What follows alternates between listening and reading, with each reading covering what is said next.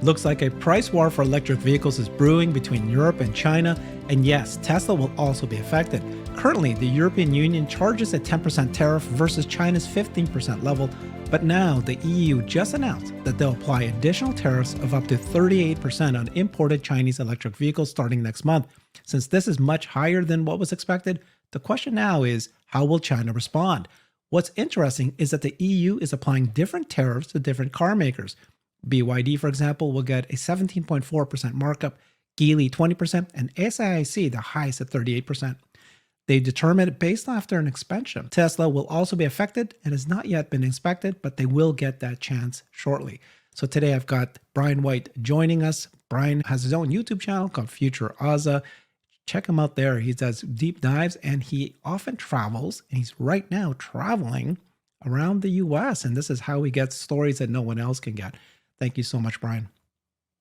It's great to be here. The China topic is something I've been following closely, as you know. So this is, the timing is a little odd. The rules around it are a little odd, but we'll get into it and see if we can make any sense of it at all. Exactly.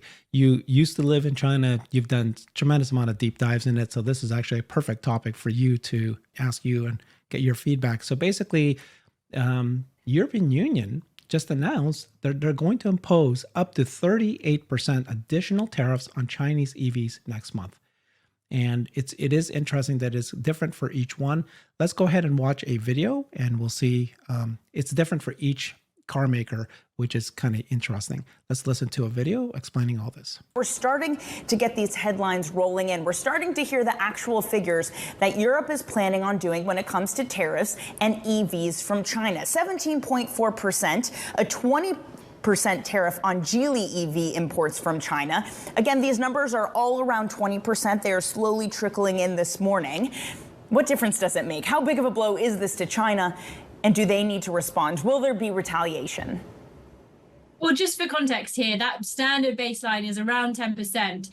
We were thinking or wondering if we could see something on the higher end, 25 to 30. So 20% might in itself be something that's a little bit, or seen a little bit more modest, but certainly any kind of tariff is going to be a blow to Beijing. The EV sector is one of the fundamental parts of how Beijing is remodeling its economy. It's one of the so-called new three drivers of growth that are in some ways intended to make up that shortfall from the property decline that we've seen really continue to hit and continue to hurt the Chinese economy for years now. So certainly as a blow, the EU is arguably the most important EV export market for China. There are ways that it can possibly get around. So we have seen, for example, this promise of a BYD factory in Hungary. We know there's another Cherry factory going to be placed in Spain. And that is one way, for example, where Chinese companies can go into Europe, access the European Union directly, create jobs on the ground, help the local economy. We might see some sort of response in that sort of way as well. Remains to be seen, I think, if we see a tit for tat. Li Qiang, President Xi Jinping, the Chinese officials have made a big effort here trying to sell the European Union and individual European nations on this idea that they want to keep trade lines open. And the sort of punitive sort of retaliatory measures that we've seen so far have actually been relatively modest when it comes to the EU. Okay, so a couple of ways of response. They're very likely going to increase their tariffs back to them, but they also can build factories. What's your thinking, Brian? Well, of course they can build factories. If you build factories, you're going to skip the entire tariff situation. It's no longer an import. It's a car made in Europe, in the European Union. But a retaliatory, Europe would have been wise to just say, well, if you're at 15%, we'll match you at 15, then no one's got any room to complain. But saying, if you jump through some unknown number of hoops of unknown complication, we will only increase your import tariff by 70% is not a real carrot. That's not a great offer. And for some of you, we're going to increase it 4x. That's a bad deal. And of course, somehow Tesla's at the losing end of this. So it's great that the EU managed to pass the BMW Protection Act, I guess. But this is not good for, this is a bad sign for your business. It means you are just shutting Chinese cars out of the market. They're already struggling to gain a foothold. They're only at like 2-3% of the auto market in Europe, if you exclude Tesla from those numbers. But this is just pure and simple protectionism. It doesn't actually benefit anyone, and it will make those cars prohibitively expensive. If you add on 10, 20, 30% to the price of a car, that is absolutely a deal breaker. Price does matter. So I think the whole thing is anti-competitive and nonsense and designed just to protect the legacy automakers who can't figure out how to make a car at a reasonable price that people will actually buy. Let's take a look at more of the news. Let's get right down to this very specific, right? So we just talked about, and you watched a video talking about how the Chinese electric vehicles trying to get into Europe, it's going to get 30%. Let's see exactly what they mean by that. So this is going to happen on July 4th, and it is higher than had been expected. And so we're going to see what they're going to do. This is what the EU representative said. When our partners breach the rules, we will assert our rights. So he's saying some reason he thinks that China automakers are breaching the rules. So BYD is going to face 17.4% markup, Geely's 20%, SAIC the highest of 38%. The way they position this is that they're saying that the automakers are first inspected by the commission, and these guys were, and then those who don't get inspected, they get charged 38%. But if you do, you can get lower. But why do you think it's based on automaker? So what it sounds like is they're looking for the anti-competitive practice of dumping. Is the Chinese government allowing auto manufacturers to sell cars below cost in order to hurt a foreign market? Gotcha. We saw this in the 90s, I think, with BMW, where they were accused of dumping German-made BMWs in the U.S. at prices that were below what they were just doing it to be undercut the competition. SAIC is a government-owned company. That's the Shanghai Automotive whatever industry corporation, something like that. And that is government-owned. If that company, which is government-owned, is selling cars below cost, that is the Chinese government using its financial might, its treasury, to undercut European automakers. Now, you could point out that it's not working. People still aren't buying them. But why would Tesla be lumped in there? Well, they have to get inspected. They have to cooperate. And all that would look like, I guess, in theory, is open the books and say, look, China's not giving us money. We are paying them hundreds of millions of dollars in taxes. It's the other way around. So hopefully that means that the Teslas would be discounted. The only Teslas being sold from Shanghai into Europe are the Model 3. And maybe this is Europe's way of pushing Tesla to build the Model 3 in Germany. That would circumvent it. That would potentially lower costs. They do have the room to do that. So that's a move Tesla could consider. I don't think Tesla will remain at the 38.1% tax rate. I think that's reserved for companies that could plausibly be seen as government funded, and Tesla does not meet that criteria. So I imagine if BYD is getting 17.4, that Tesla would as well, but that still represents a probably 5% increase in cost of goods sold by the time it reaches the consumer, and 5% on a $50,000 car is still real money. So I'll be curious to see how that shakes out. And just to clarify though, right? So Tesla has a Giga Berlin that's based in the European Union. So everything they make there, they're not going to get any import taxes. They only make Correct. Model Ys. It's the Tesla Model 3s that will be made in Giga Shanghai that they want to bring in.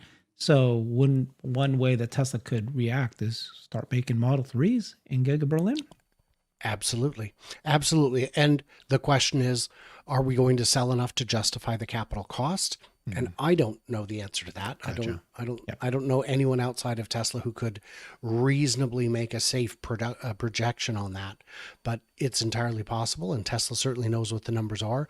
And I think that would also reduce the cost of the car from where it is today to an even lower price, because despite China's lower wages and very sound supply chain, it's hard to overcome the fact that they're already paying a 10% import tariff, plus the cost of shipping, plus the time in transit, and time does cost money. So the likelihood of a made in Germany Model 3 have just gone up dramatically. Interesting. And of course, they're also making the affordable cars. So we'll see if that is based on a current production lines. Yes, we shall see on that. That's still a very big question mark. I'm not sure what to expect on that. We have seen that the plans for expansion of the factory in Berlin have been approved. We don't know when they're actually going to move forward and actually expand. We do know that there is additional capacity available within the existing footprint, which we had believed would be for perhaps another Model Y line, although I don't think that demand is sufficiently strong to justify that large of a build out. I had thought that they would then use that to build Model 3, and maybe they will. And then, of course, we've heard about the Model 2.5, the compact that's not based on unboxed, but rather the current manufacturing philosophy. And if we start seeing that, that's something that they could absolutely build in Berlin. I think that's the whole point, is that it could be built in any of the factories on the existing equipment. So I think there's still, this isn't the end of the world for Tesla, certainly, but it's very bad news for all of the Chinese manufacturers who are now going to start increasing sales to other parts of the world. And if if the European car makers don't get their house in order, they're going to lose the rest of the international markets to China. And if China gets vengeful in their approach to capturing market share around the world, I would not be surprised, and I wouldn't blame them for doing it. Let's finish off the story here. So just to repeat what we've seen here, so those car makers who did not yet get the inspection and they have not done the visit, they'll face immediately the 38.1%. The ones that did cooperate will get charged 21%. Tesla, which has not yet gotten inspected, will get that chance to do that inspection. The duties are based on clear evidence of our extensive investigation and in full respect of WTO rules. You explained this already. Thank you for doing that. We'll now engage with Chinese authorities and all parties with a view to finalizing this investigation. He added that the goal is not to block electric vehicles from China completely. Our goal is to restore the level playing field and ensure the European market remains open to electric vehicle producers from China, provided they play by globally agreed trade rules. So EU already charges 10%, and then China does 15% back. So this is what they're talking about here. Thoughts on all this? So, of course, there's some pretty silliness in there. When this lawsuit was brought, when the investigation was started, a lawsuit was brought.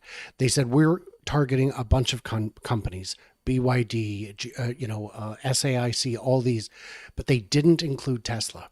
And Tesla filed saying, no, you need to include us. And last I had seen, Tesla had not been included. So to suggest that someone isn't cooperating when you have chosen to stonewall them outside of this entire process is a bit insulting, if I'm being honest. I feel like that's ridiculous. That's like not letting someone speak and then accusing them of being too silent. It's not how you do it. That's ridiculous. So I don't think that, I think that once Tesla is allowed to share their information, that it will satisfy the requirement definitely to get it down to 21%. But if BYD qualifies for 17.4%, so will Tesla. They're saying this is not designed to keep Chinese EVs out of the market. I would disagree with that. It pretty clearly is. If you really want to make sure that there are no anti-competitive practices, the minimum tariff would be whatever the minimum tariff is today. That you wouldn't say, well, we're only going to double the tax for people who are good. Everyone else is going to pay vastly more.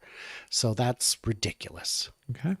Thank you for explaining that. That does make sense. Maybe Tesla will get the 17% like BYD is. Makes sense because they're the big volume producer. It's kind of hard if they tax Tesla out. There'll be a revolt probably. But thank you for explaining all that. That was very useful. Another related story is Tesla's sales in China. Nothing to do with your EU here. This is Tesla Model 3s, Model Ys being made in Giga Shanghai, being sold in China, it increased 30% in May. So this is a sign that the local consumer interest in car purchases is recovering after we saw this slowdown. So sales in China rose significantly last month. That's May, compared with the previous month and the same period last year. Tesla sold 72,573 vehicles worldwide in May, according to data released Tuesday by the CPCA. Of these 72,000, right, 17,000 were exported. 55,000 were sold in the domestic market. So it shows that Tesla's China's exports in May fell 50% from a year earlier. So their exports fell, but their sales in China has increased.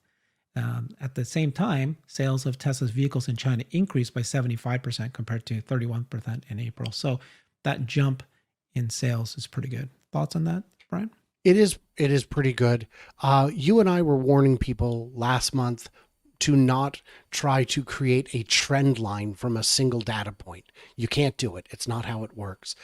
The difference in export versus domestic year over year could be a result of unwinding the delivery wave, as they've been trying to do. It could mean that they began prioritizing domestic sales earlier in the quarter than they would have.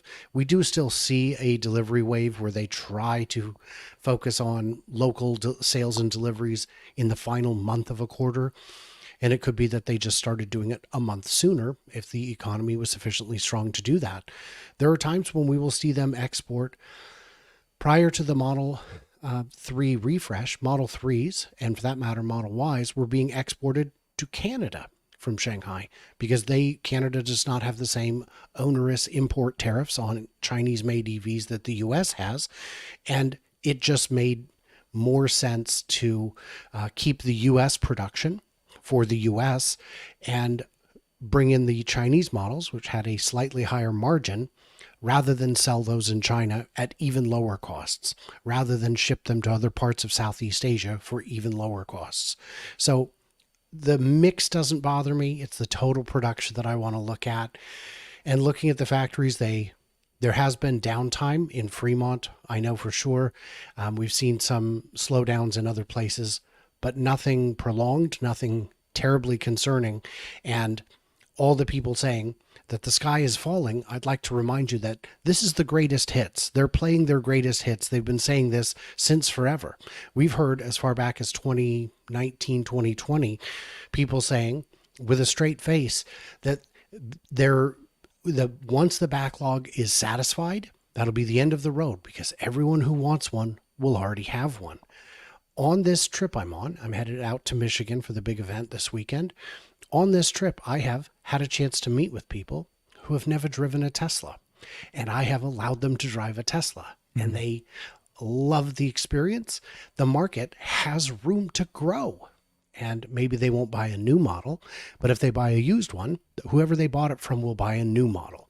The market continues to expand, especially once you get out of the coasts and the car is not as common as you might see in California or Washington or parts of the East Coast where they're, thick as mosquitoes on a summer day.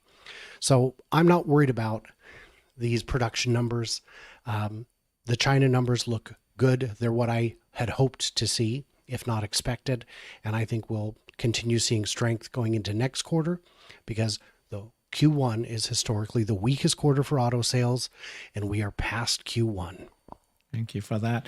Yeah, we're just getting started. Going back to China again, the question people always ask is, right, Tesla is doing very poorly in China. Don't you know the competition is coming? There's so many incredible cars, but the data continues to show the otherwise. This is from Lars Invest in Tesla, and he's just joking around, said, Tesla is not doing well in China, they said. Well, Tesla's Model Y sold 39,985 units in May. 40,000 in May. That's pretty incredible. That's great. That's great. Like many car companies barely make 20,000 in an entire year. Once again, the best-selling passenger car across the entire market without qualifiers. So if this is not doing great, let me know what doing great looks like. And then he provided this table here, or found this table, and it showed that this is Model Y.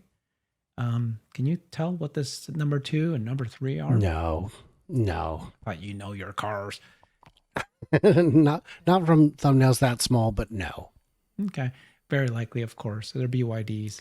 One of them. It looks like a BYD seal. seagull and a seal. I think 2 is a seagull and 3 is a seal. Exactly. Or an Atto. Yeah. Although this one here is not number 3 is not an electric vehicle. See, it doesn't say that. Oh, I see. Yes. Oh, this is all sales. Oh, sure. That's fantastic. Global. Oh, yeah. I mean, all sales. Nationwide. Yeah. No, and I don't mean that. I meant, every car, any car. Right. Sold. This In now, China. In China, electric vehicles are making the top sales already at this point. So great statistic there. So let's expand on what you just said. You said 40,000 is more EVs of one model in one country in 1 month than most manufacturers are going to make of their models for the year. Kia Hyundai is pushing forward their plan to build their EV plant in the south. It's going to be open maybe a year ahead of schedule. They're already training workers on the ground to make seats, to make all the components that go into the car. And this big flagship, amazing factory could build up to 300,000 EVs a year for the North American market. Well, that annualized rate right there was 480,000. So just China, just Model Y would still outsell this entire new facility by Hyundai. It's a lot of cars, you guys. It's a lot of cars. Well, good stat there. Yeah. And Hyundai, Kia is actually number 2. People are considering them. Now, Tesla or Ford continues to say they're the number 2 in electric vehicles, but globally, Hyundai and Kia are doing very, very well. And then just everything else falls off the cliff. So we want the electric vehicle companies to succeed. We want them to grow, but it's just that this comment that everybody makes, competition is coming, especially in China. Yes, it is. Absolutely, BYD is growing, but the market is growing faster than Tesla is losing.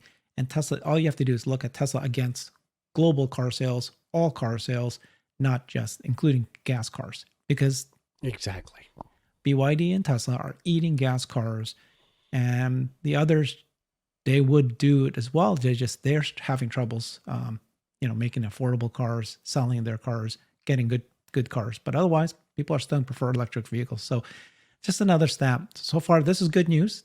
We were very concerned about China. There definitely was a slowdown in China, and now it's going to come. Looks like early signs, recovery.